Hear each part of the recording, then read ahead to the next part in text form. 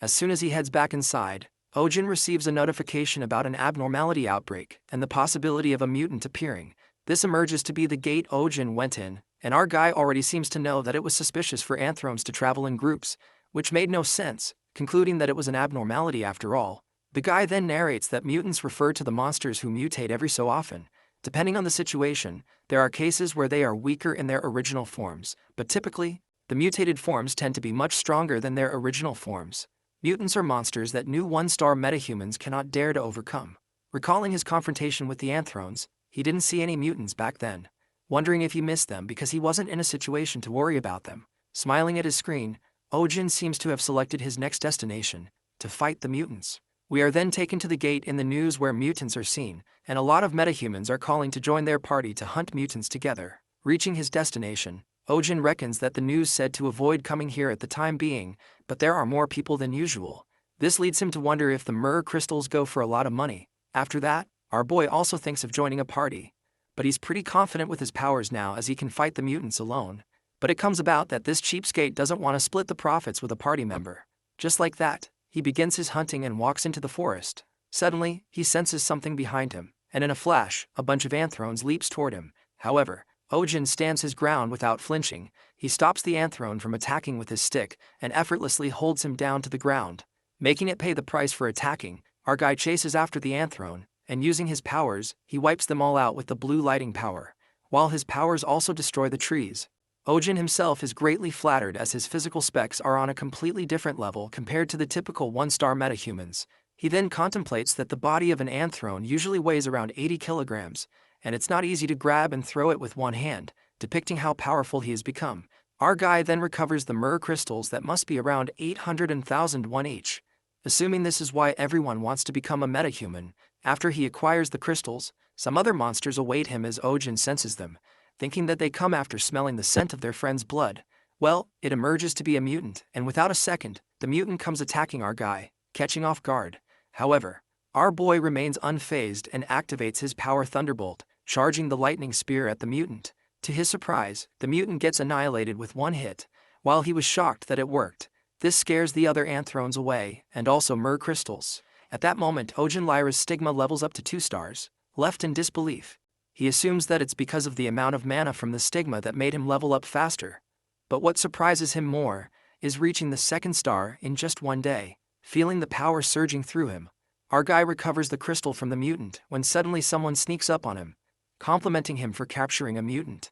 It appears to be 2 metahumans praising Ojin for catching a mutant on his own and thinking that his skills are quite impressive. Meanwhile, they introduce themselves as the 3-star disciple of the Canes Venatici.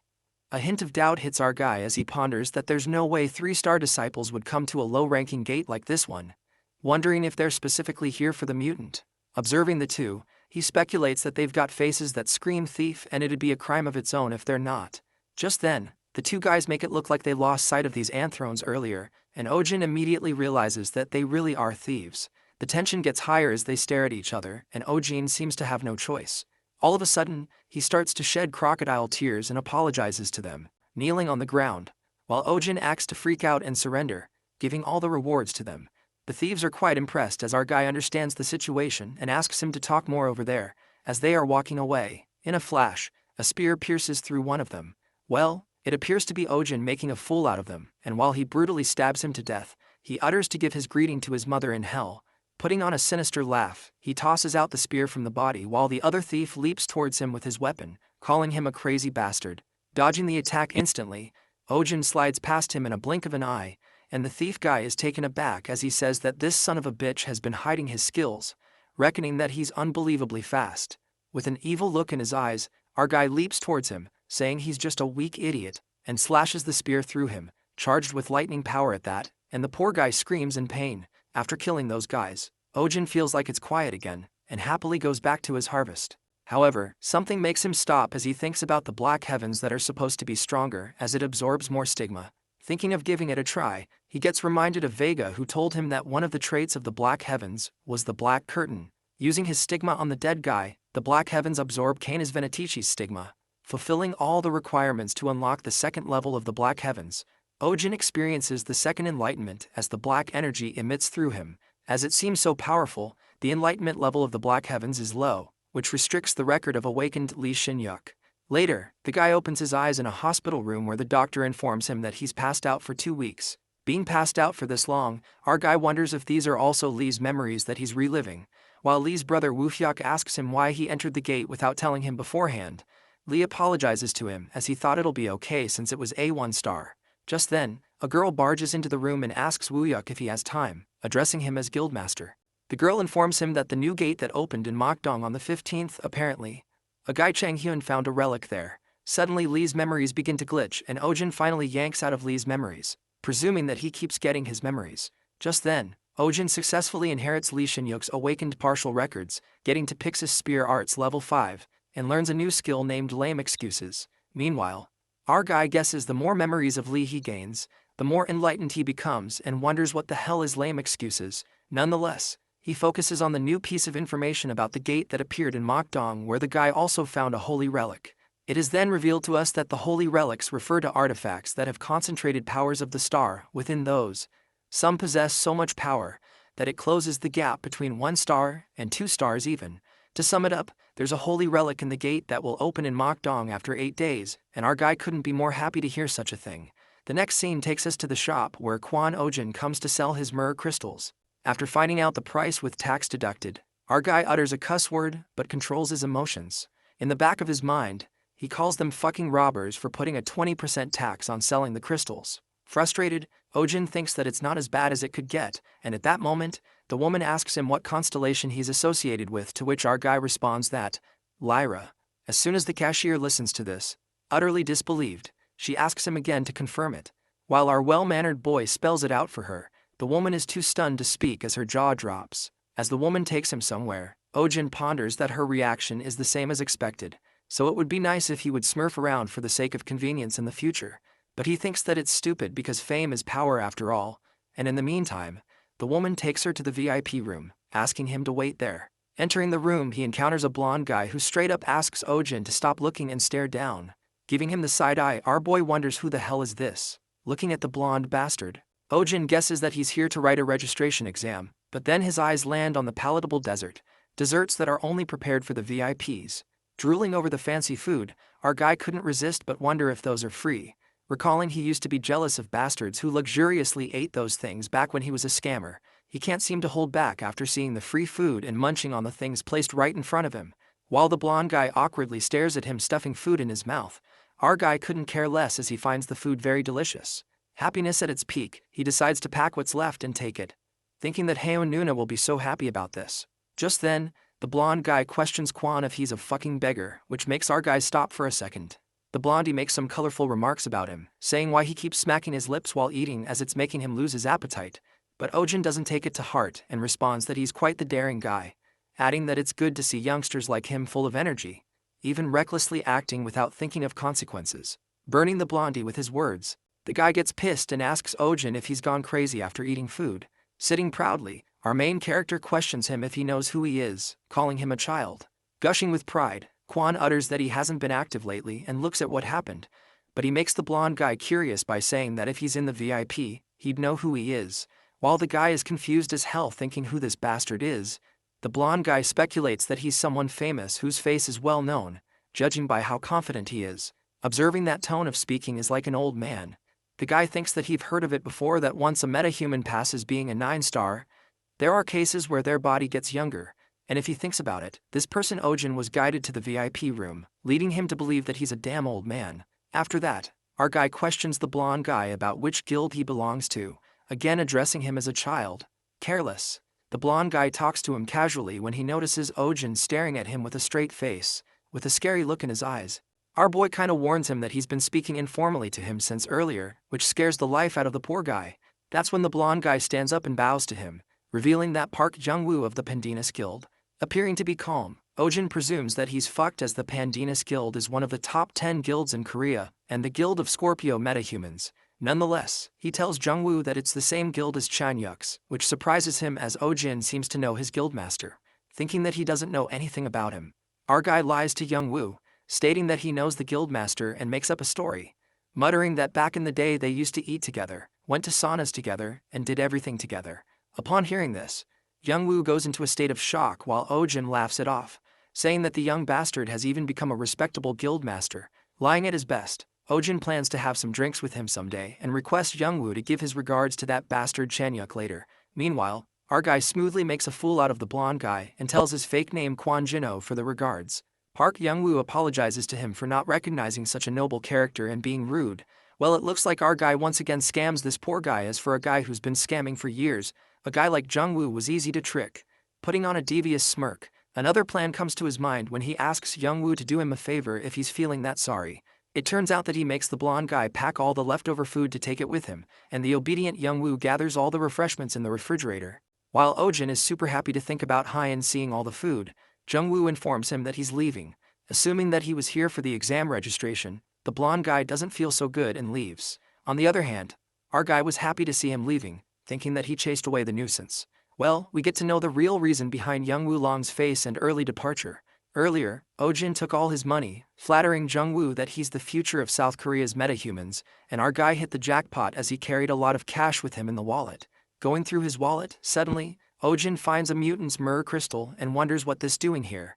This leads him to ponder that not only mutants are rare, a mutant's mirror crystals are not things that one can easily obtain. But what confuses him even more is the thought of what it is doing in Youngwoo's wallet. Deciding to look into this matter, at that moment, he is interrupted by the guy who apologizes to him for making him wait, and introduces himself as Han Junman, the team leader of the association. Asking Ojin if he's the guy with Lyra's stigma, Han shakes hands while our guy is humbled when he looks at his amazing body, which is built in several different ways. Feeling his energy, Ojin surmises that he's a strong guy, in a way incomparable to someone like Park Jungwoo. Asking Junman's constellation, the guy reveals that he's a Taurus 6-star metahuman, which makes Ojin think that he's truly someone incredible. Enough of the blabber, Han comes straight to the point and questions Kwon if he really has Lyra's stigma. While our guy gets it that Han can't seem to believe him. After all, he's the first metahuman to receive Vega's stigma. He proves it by showing the stigma on his chest. Not satisfied enough, Han requests that he would like to do the registration exam himself, and Ojin appears to be fine with it. After that, the team leader and Kwon get ready to fight while our guy asks him if he can use his own weapon instead of sparring. As Han assures him that it's okay, Ojin seems to be very curious about his strength as a 6-star Taurus. Even if his Lyra's stigma is op, he wonders if it can fill the gap of 4 stars and that of a metahuman who has one of the stigmas of the 12 astrological signs. Well, there's only one way to find out, and it is something he'll have to see. With that, he leaps towards Han with his spear, and just as he gets near, a blue energy emits, leaving Han flabbergasted. Kwon Ojin strikes him with such immense power that even Han is astonished to see a 2-star metahuman with this much power. Meanwhile, Han halts the attack, making our guy crash away. He notices the insane power, and just then the team leader runs to him, asking if he's okay. Our guy appears to be just fine as he tells Han to continue the fight, presuming that he's still able to fight. Reckoning that the leader is on a different level from those he's faced so far, he assumes that using only thrusts won't be enough. With that, he uses the lighting power and attacks him. But being the 6-star metahuman, Han smartly deflects the attack instead of dodging it, just like Kwon expected. Planning to use Han's strength against him, Ojin's energy flows like crazy as he feels something surging within him, that even his lightning skill increases to level 2. Becoming stronger as ever, he charges at Han with full strength, which also makes the leader scared for a second, as our guy keeps getting stronger. But before Ojin can strike him, he realizes that he has used too much strength, which makes him collapse to the ground. Freaking out, the team leader runs to him and calls the medics, asking them to bring potions too. Later, our guy drinks the potion while Han takes a sigh of relief, seeing that he wasn't severely injured. Getting his energy back with the potion, Ojin looks at the potion bottle and notices that it's a very expensive one, costing at least 10 million won. Just then, the leader apologizes to him while our guy assures him that it's alright. Low-key, he feels satisfied since he was able to get a 6-star metahuman to use his stigma even though he couldn't defeat him. In the meantime, Ojin assumes that they're here. Han gives it a thought and surmises this guy, Vega Star's apostle, is way more incredible than he imagined. At that moment, the team leader reluctantly tries to say something even after making that huge mistake. Sweating, Han offers him to join the association over a cup of tea as it would be a great help to him. Believing that he's trying to recruit him, he thinks it over, and surmises that just being an apostle of a North Star increases his value easily, so it would be better if he does not join any association or mercenary. In addition, he can't have any restrictions on his activities, since he doesn't know what he needs to do in order to become a regressor yet. Without a second thought, Ojin turns down the offer, clarifying that it'd be tough for him to join the association, and gets up to leave. However, Han, who can't seem to let him go, proposes that Kwon can join the association, but he doesn't have to show up at work. To entice the offer, the team leader affirms that he will get paid a monthly salary despite not working, adding that it'd be less compared to large guilds. Intrigued by the smell of easy money, Ojin takes a step back and ruminates about getting money without doing anything. As our guy is already enticed by the offer, Han further assures him that he will only belong to the organization by name, but he can do all the mercenary work he wants, adding that they could also recommend him for work. Well, it looks like our main character has hit the jackpot and is totally hooked by this incredible offer. Thinking that it's totally insane, he will have the association on his side and wouldn't have to worry about cutting them a share when he takes on requests. However, our clever guy tries to act charismatic as if he agrees too easily. It wouldn't give a nice impression of him. Trying not to appear thrilled, Ojin tells Han that he needs some time to think. Our guy reminisced on the days he lived his life like a dog. But now things are turning around. He's becoming a master now. To add the cherry on top, Han utters that he will be excused from paying taxes. As soon as Kwon hears this, he seems to be over the moon but gets kinda wild though. Well, it looks like things are going smoothly for Ojin, as he seems to be winning at life after being Vega's apostle. Without further ado, our guy agrees to be a dog of the association and looks forward to working with Han. The next scene switches to Ojin, who is walking around the city, getting reminded of the goddess Vega who asked him to come to her sanctuary after a week. The time has come and Ojin finally heads to meet the goddess after making thorough preparations, but still feels darn nervous. Walking to his destination, he witnesses a lot of begging the constellations to hear their prayers, pleading to bestow their powers upon lowly insects like that. Our guy ponders that he did hear a lot of people beg to become a meta-human in front of sanctums. And in tough times like this, there aren't many ways people could survive other than being meta-humans. Peeking at the huge blue portal-like energy, Ojin enters the sanctum and is mesmerized when he heads inside, witnessing a beautiful sanctum detached from the outer world. Finding a tree inside as if it were made of the Milky Way, he goes further to find Vega and eventually meets with her. As the goddess greets the regressor, our guy, putting on a facade real quick, makes a gloomy face, telling Vega that he missed her. Making the goddess flustered, he justifies that he blurted that out without thinking. But deep down, Ojin plans to keep this act up to melt the heart of Vega. Meanwhile, the goddess states that he must be mistaken and assumes that Ojin's faith is still not in place, muttering that she's not the lover he remembers. But our guy doesn't hear a thing, and with a sparkle in his eyes, he continues to tell her that in his past memories, she has always been beautiful. Blushing hard, Vega clarifies that even if he flatters her like this, there's nothing she can do for him. Well, it looks like Kwon is off to a good start.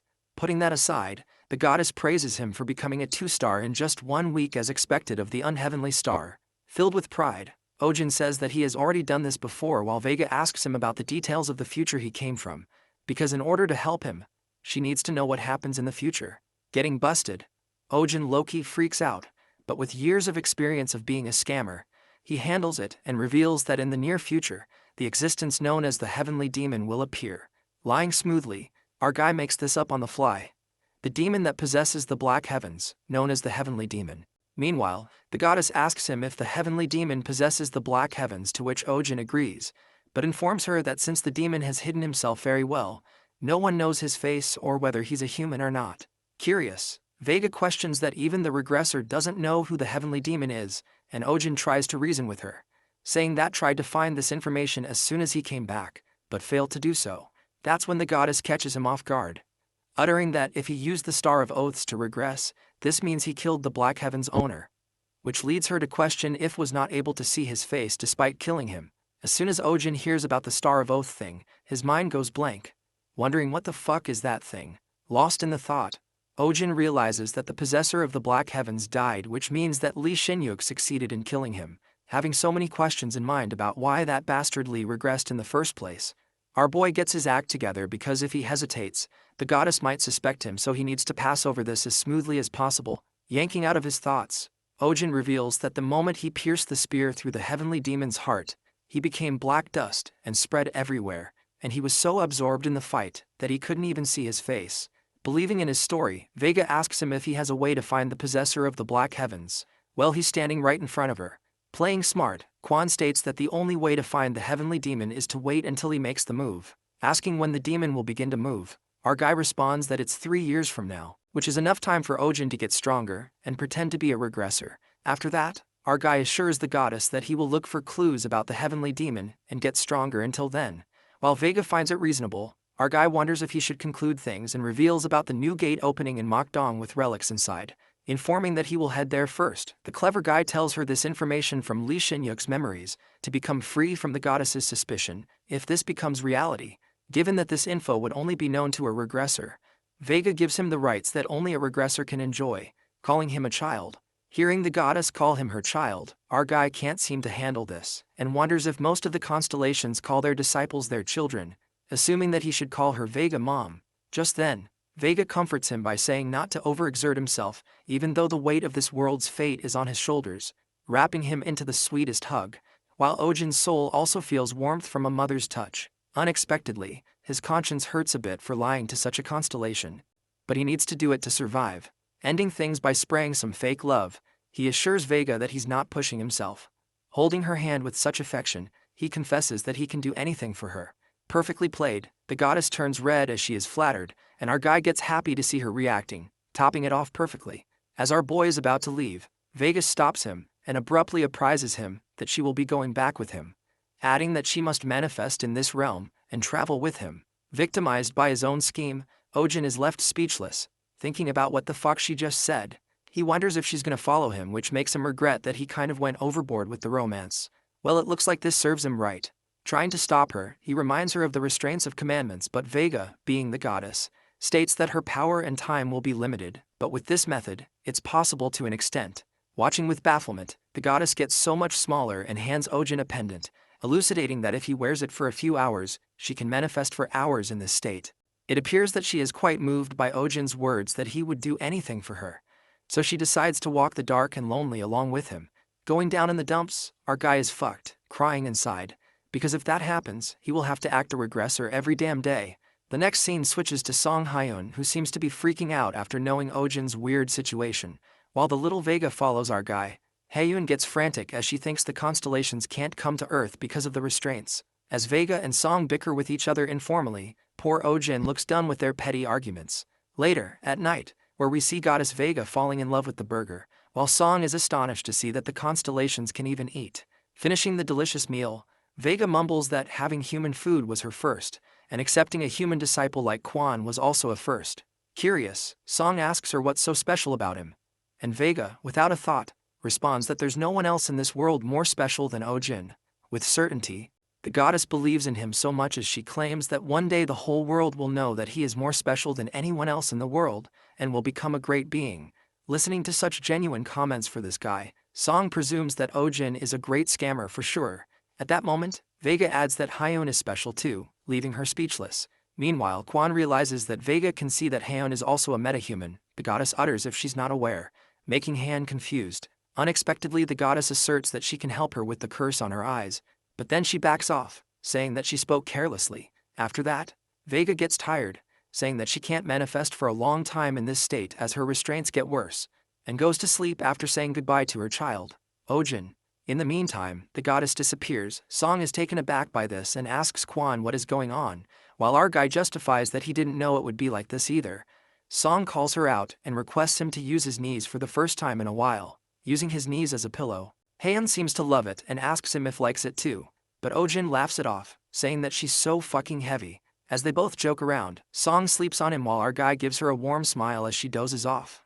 The next scene takes us 2 days later, where Ojin, following Lee Shin-yuk's memories and the information of Mokdong's gate opening gate, enters the gate along with the goddess. Seeing the place is just as Quan said, our guy contemplates that the goddess is not surprised by the fact that the gate is really opening here, which means she trusts him a lot. Guessing that it's normal for a regressor to know this much. Thinking that Vega is clueless, Ojin decides to take the chance to get rid of any suspicions she might have. Getting a little nervous, he wonders if he hunts alone since he doesn't know how many stars the monsters here have, even though he did bring expensive intermediate potions. Pondering that he must obtain Aquarius so that he can earn a lot of money and sell them by making potions, suddenly something gets past him. Sensing immediately, Ojin notices that it's a tentacle and gets alerted, wondering since when that thing was following them. While Vega looks at the octopus-like monster, which looks like an unpleasant creature to her, she asks Ojin if all gates have creatures like this. After that, our guy decides to get into action and try to kill the monster to impress Vega since she's watching. Throwing the spear charged with lighting, the monster explodes as soon as it gets hit, and Ojin feels disgusted, saying that it's even harder to deal with things when it's dead. However, after a moment, several creatures like the previous one begin to appear, gathering in one place. Witnessing those unpleasant creatures leap towards him, Ojin panics because these creatures explode on death, which limits his movement to a certain extent, making it harder to deal with them than expected. In that case, he decides to use a special power, the long-range skill he used back then. Well, it looks like Ojin activates the spear lighting while the goddess is left in disbelief.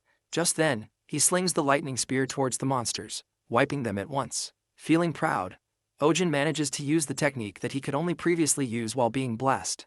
Astonished with his powers, Vega couldn't seem to believe her eyes as she didn't expect him to learn this quickly. She adds that spear lighting skill is an intermediate technique of the Vega star stigma, and the power he used is just good enough. After that, the goddess plans on teaching him other techniques later on, but gets reminded that he already knows all of them. However, Ojin refuses and tells her that there are few memories he can't remember after he regresses, adding that one of those memories contains the techniques of the Vega star's stigma. He further convinces the goddess that he can't remember certain parts of the memories.